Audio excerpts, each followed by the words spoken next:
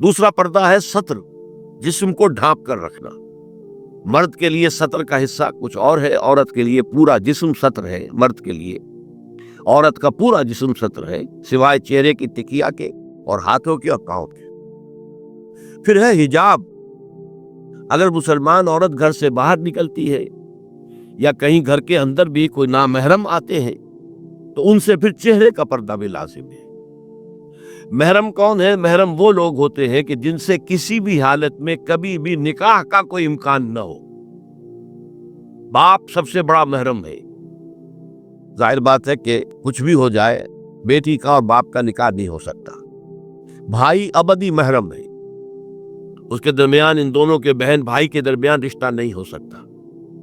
البتہ ایک شکل یہ ہے کہ ایک بہن اس وقت کسی بہنوئی کے گھر میں ہے، لیکن یہ کہ اگر اس بہن کا انتقال ہو جائے تو دوسری بہن سے اس کا نکاح ہو سکتا ہے، لہذا وہ نامحرم شمار ہوگا، وہ محرم نہیں ہوگا۔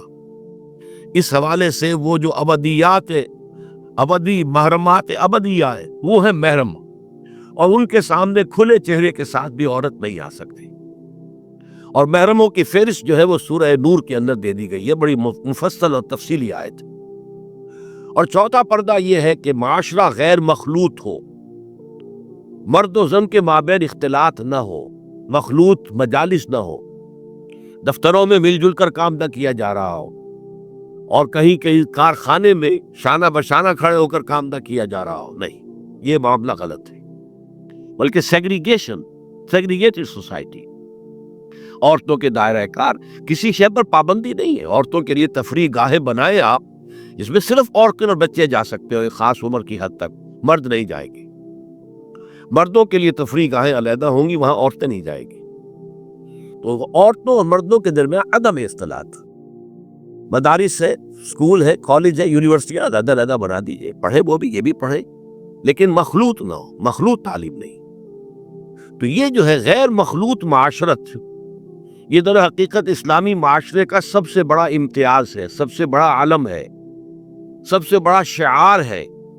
کوئی بھی غیر مسلم جو ہے اسلامی معاشرے میں آئے گا تو سب سے زیادہ بات جو اسے محسوس ہوگی وہ یہ ہے کہ یہاں عورتیں اور مرد جو ہیں وہ آپس میں ملے جلے ہوئے نہیں ہیں، بلکہ ان کے درمیان ایک گویا کہ بہت بڑا پردہ جو ہے معاشرے کے اندر لٹکا ہوا ہے، سیگریگیشن ہے۔ باقی یہ ہے کہ ستر سے آگے جسم جو ہے وہ صرف زوجین کے سامنے کھلے گا، مرد کا ستر صرف بیوی کے سامنے کھلے گا، یا ڈاکٹر اگر کوئی سرجری کرنی ہے تو ظاہر بات ہے کہ اس میں وہ پردہ نہیں ہوگا۔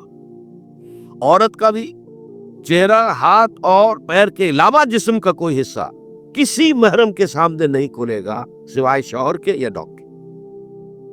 یہ سارا جو تفصیلی نظام دیا گیا ہے، اس کا ہدف کیا ہے کہ یہ مرد اور عورت کے درمیان جو کشش اللہ نے رکھی ہے، زبردست کشش، یہ کشش اگر نہ ہو تو تمدن کا یہ ہنگامہ ہی نہ ہو، شادیاں لوگ کرے ہی نہ، اور لوگ جو ہے یہ مشقتیں اور یہ مصیبتیں جھیلے ہی نہ۔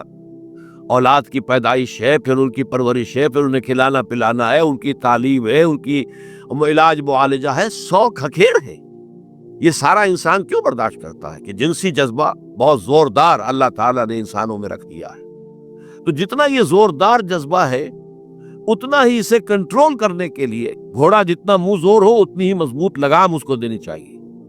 لہذا اس کے لیے یہ حدود اور قیود عائد کر دیے گئے تاکہ جو سیکشول ارج ہے یا سیکشول اٹریکشن جو کہ جنسی طور پر انسان کے اندر ہے، مرد میں بھی عورت میں بھی ہے، وہ کل کی کل زوجین پر مرتکز ہو جائے، شوہر کا وہ پوری سیکشول ارج جو ہے وہ اپنی بیوی پر مرکوز ہو، بیوی کی وہ پوری جو سیکشول ارج ہے وہ اپنے شوہر پر مرکوز ہو، ادھر ادھر نگاہیں نہ بھٹکیں، مبادا کہیں جا کر کسی مرد کی نگاہ میں کوئی عورت کھم گئی، اب ظاہر بات ہے کہ آنکھ سے ہو کر وہ تصویر جو ہے نہا خانہ دل میں اتر جاتی ہے، پھر وہ خوابوں میں آئے گی، خیال میں چھائی رہے گی، نتیجہ کیا ہوگا؟ اپنی بیوی کی طرف سے توجہ ہٹ جائے گی، وہ جو بانڈ آف لو ہے اور باہمی اٹینشن ہے ایک دوسرے کی طرف شوہر اور بیوی کی، وہ کم ہو جائے، اور اس کا نتیجہ کیا نکلے گا کہ خاندان کا ادارہ کمزور ہو جائے گا، جس سے کہ اسلام چاہتا ہے کہ بہت مضبوط ادارہ۔